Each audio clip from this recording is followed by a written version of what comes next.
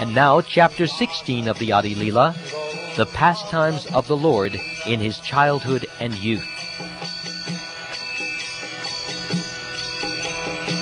Shri Krishna Caitanya Prabhu Nityananda Shri Advaita Gadadhar Shivasati Gaur Bhakta.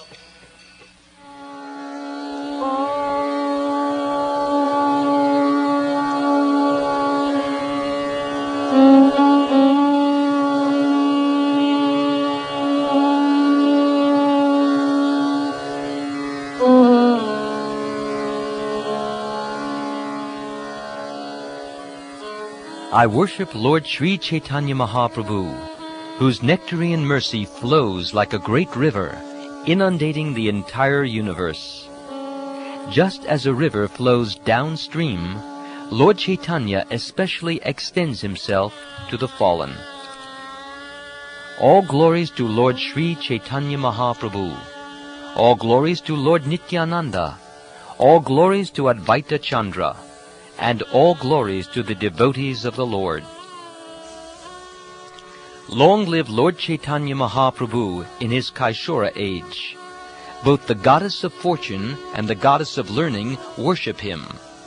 The goddess of learning, Sarasvati, worshipped him in his victory over the scholar who had conquered all the world, and the goddess of fortune, Lakshmi Devi, worshipped him at home.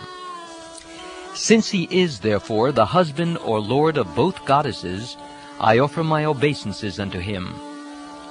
At the age of 11, Sri Chaitanya Mahaprabhu began to teach students. This marks the beginning of his Kaishora age. As soon as the Lord became a teacher, many students came to him, every one of them astonished to hear his mode of explanation. The Lord defeated all kinds of scholars in discourses about all the scriptures, yet because of his gentle behavior, none of them were unhappy. The Lord, as a teacher, performed various kinds of pranks in his sporting pastimes in the water of the Ganges.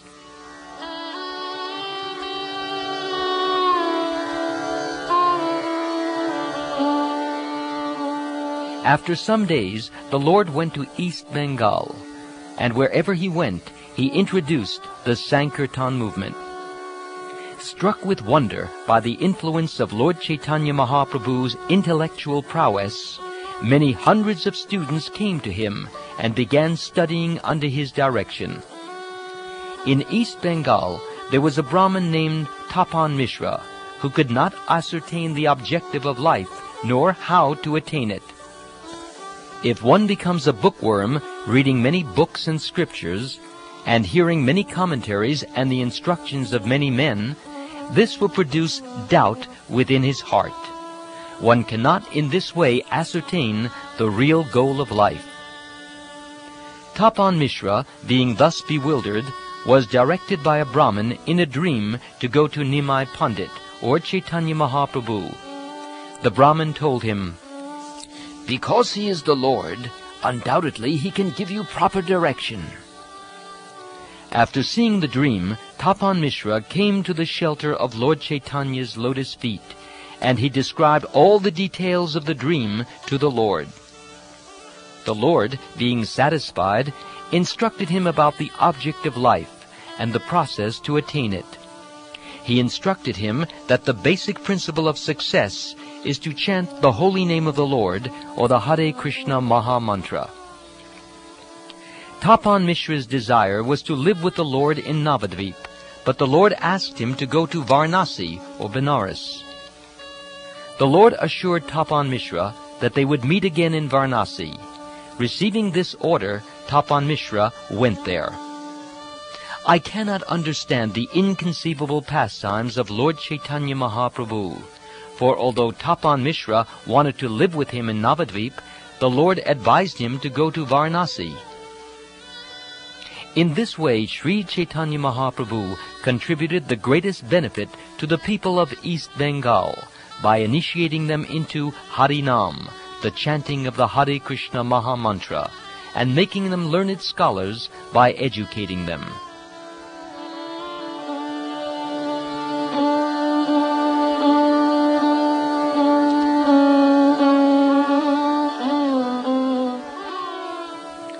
Because the Lord was engaged in various ways in preaching work in East Bengal, his wife, Lakshmi Devi, was very unhappy at home in separation from her husband.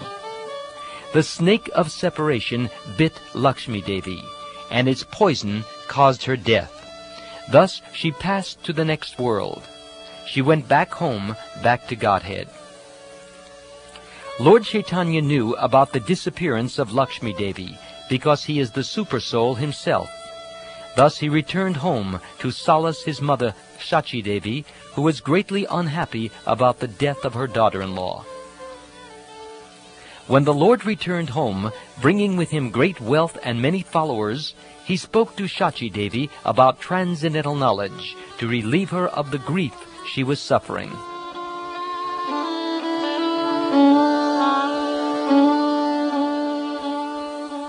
After coming back from East Bengal, Sri Chaitanya Mahaprabhu again began educating others. By the strength of his education, he conquered everyone, and thus he was greatly proud. Then Lord Chaitanya married Vishnu Priya, the goddess of fortune, and thereafter he conquered a champion of learning named Keshava Kashmiri. Vrindavan Das Thakur has previously elaborately described this. That which is clear need not be scrutinized for qualities and faults. Offering my obeisances to Srila Vrindavan Das Thakur, I shall try to describe that portion of the Lord's analysis, which, when he heard it, made the Digvijayi, or Pundit, feel himself condemned.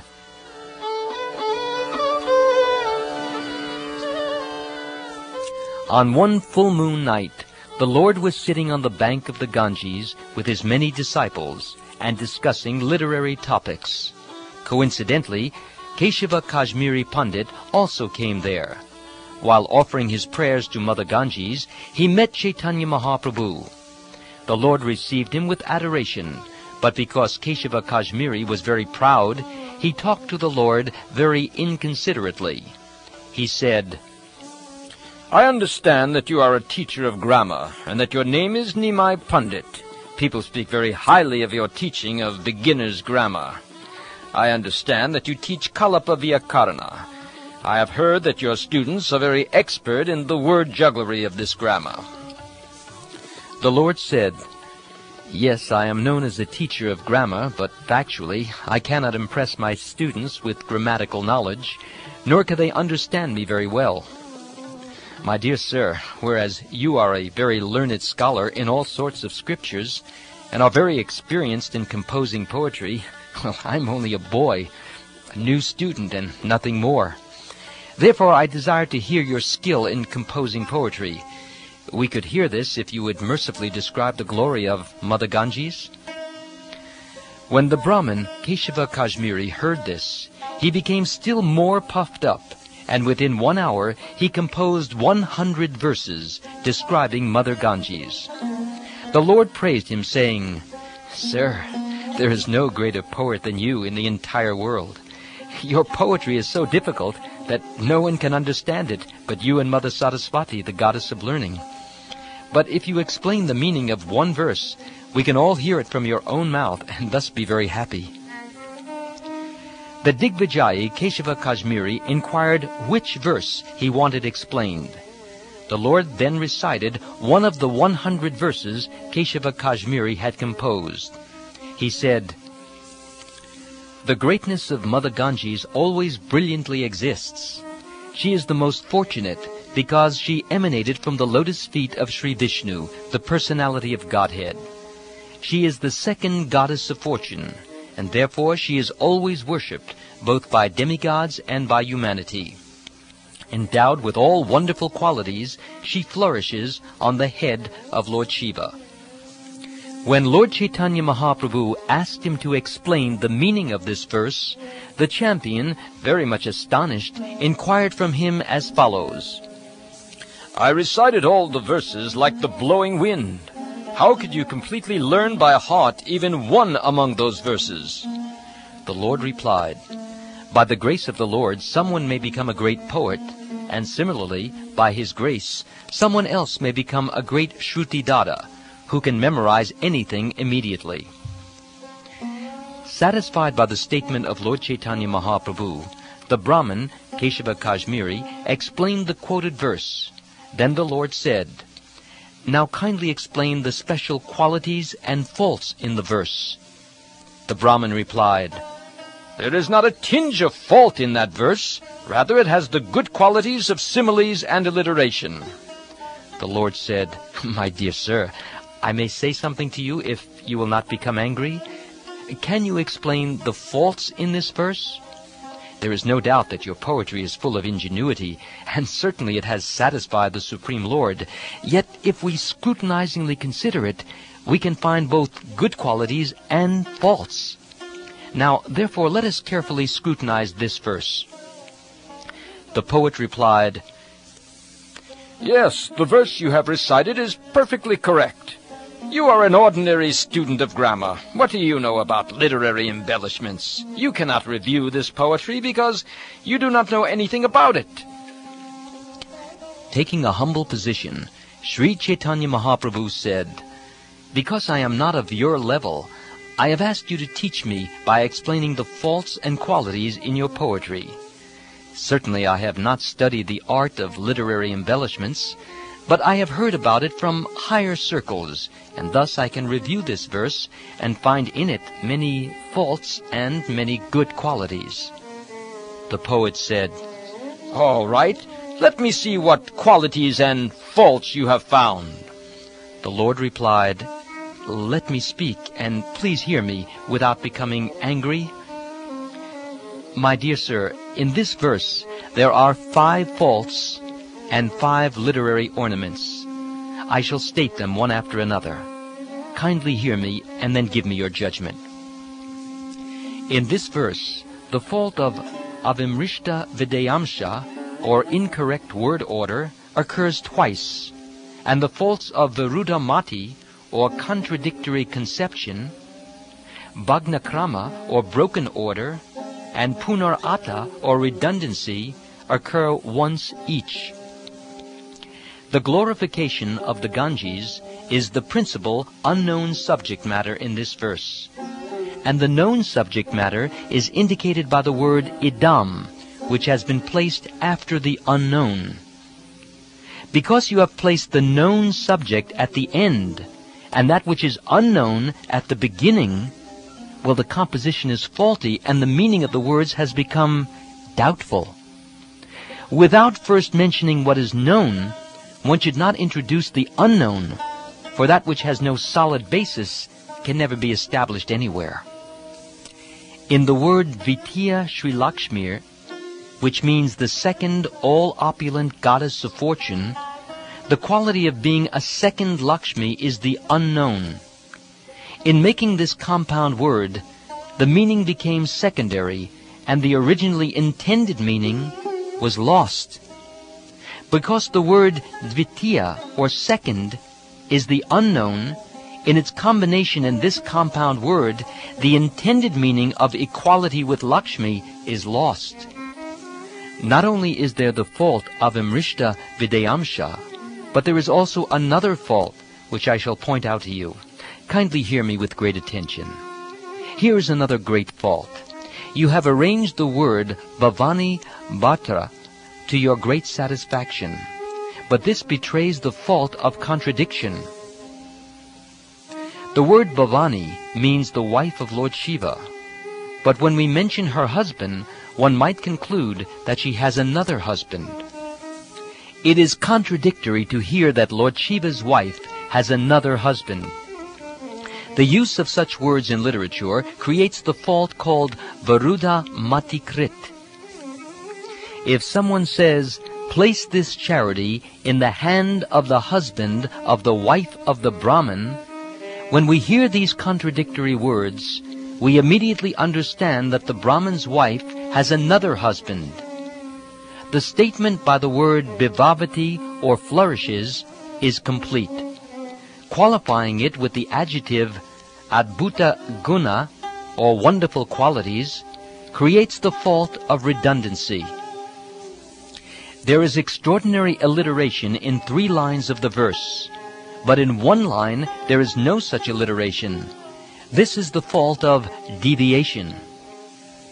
Although there are 5 literary ornaments decorating this verse, the entire verse has been spoiled by these 5 most faulty presentations. If there are 10 literary ornaments in a verse, but even one faulty expression, the entire verse is nullified. One's beautiful body may be decorated with jewels, but one spot of white leprosy makes the entire body abominable. The great sage Bharata Muni, an authority on poetic metaphor, has given his opinion in this connection as follows. As one's body, although well decorated with ornaments, is made unfortunate by even one spot of white leprosy, so an entire poem is made useless by a fault, despite alliteration, similes, and metaphors. Now hear the description of the 5 literary embellishments. There are 2 ornaments of sound and 3 ornaments of meaning. There is a sound ornament of alliteration in 3 lines. And in the combination of the words Shri and Lakshmi, there is the ornament of a tinge of redundancy. In the arrangement of the first line, the letter Ta occurs 5 times, and the arrangement of the third line repeats the letter Ra 5 times. In the fourth line, the letter Bha occurs 4 times. This arrangement of alliteration is a pleasing ornamental use of sounds.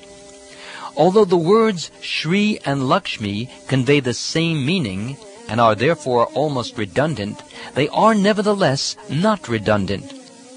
Describing Lakshmi as possessed of Shri or opulence offers a difference in meaning with a tinge of repetition. This is the second ornamental use of words. The use of Lakshmir, Eva, or like Lakshmi, manifests the ornament of meaning called upama, or analogy. There is also the further ornament of meaning called virodha abhasa, or a contradictory indication. Everyone knows that lotus flowers grow in the water of the Ganges, but to say that the Ganges takes birth from a lotus flower seems extremely contradictory. The existence of Mother Ganges begins from the lotus feet of the Lord. Although this statement that water comes from a lotus flower is a contradiction, in connection with Lord Vishnu, it is a great wonder. In this birth of the Ganges, by the inconceivable potency of the Lord, there is no contradiction, although it appears contradictory. Everyone knows that lotus flowers grow in the water, but water never grows from a lotus. All such contradictions, however, are wonderfully possible in Krishna. The great river Ganges has grown from his lotus feet. The real glory of Mother Ganges is that she has grown from the lotus feet of Lord Vishnu. Such a hypothesis is another ornament called Anumana. I have simply discussed the 5 gross faults and 5 literary embellishments of this verse. But if we consider it in fine detail, we will find unlimited faults. You have achieved poetic imagination and ingenuity by the grace of your worshipable demigod. But poetry not well reviewed is certainly subject to criticism. Poetic skill used with due consideration is very pure, and with metaphors and analogies it is dazzling.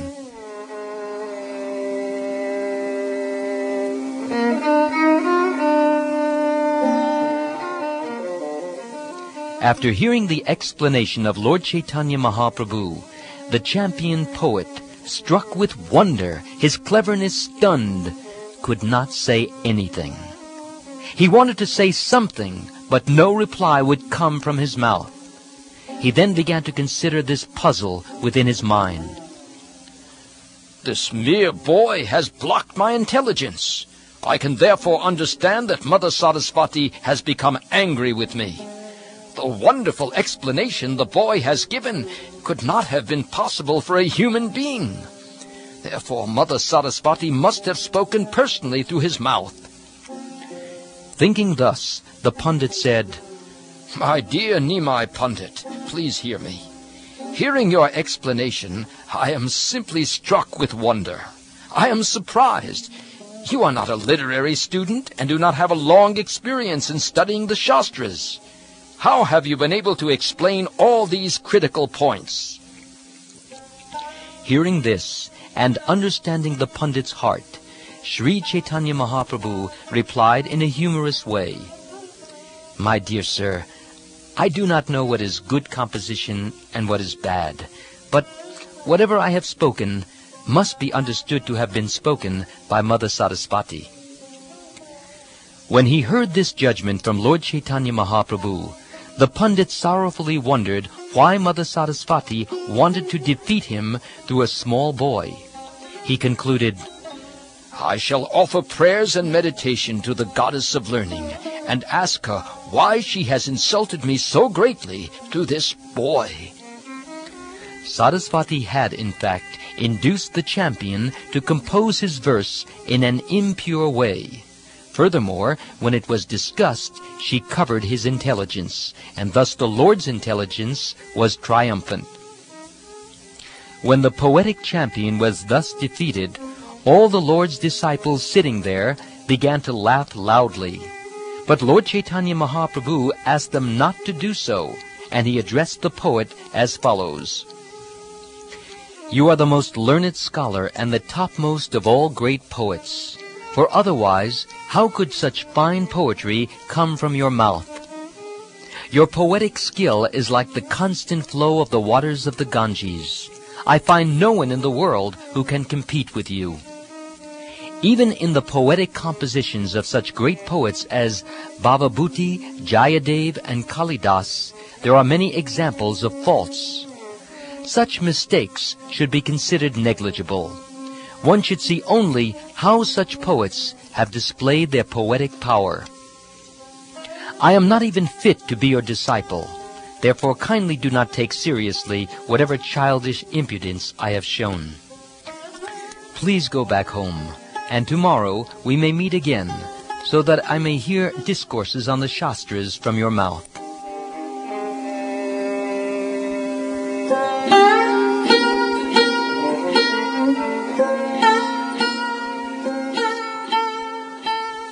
In this way, both the poet and Chaitanya Mahaprabhu went back to their homes, and at night the poet worshipped Mother Saraswati. In a dream, the goddess informed him of the Lord's position, and the poetic champion could understand that Lord Chaitanya Mahaprabhu is the Supreme Personality of Godhead himself. On the next morning, the poet came to Lord Chaitanya and surrendered unto his lotus feet. The Lord bestowed his mercy upon him and cut off all his bondage to material attachment. The poetic champion was certainly most fortunate. His life was successful by dint of his vast learning and erudite scholarship, and thus he attained the shelter of Lord Chaitanya Mahaprabhu. Srila Vrindavan Das Thakur has described all these incidents elaborately. I have only presented the specific incidents he has not described. The nectarian drops of Sri Chaitanya Mahaprabhu's pastimes can satisfy the senses of everyone who hears them. Praying at the lotus feet of Sri Rupa and Sri Raghunath, always desiring their mercy, I, Krishnadas, narrate Sri Caitanya Caritamrta, following in their footsteps.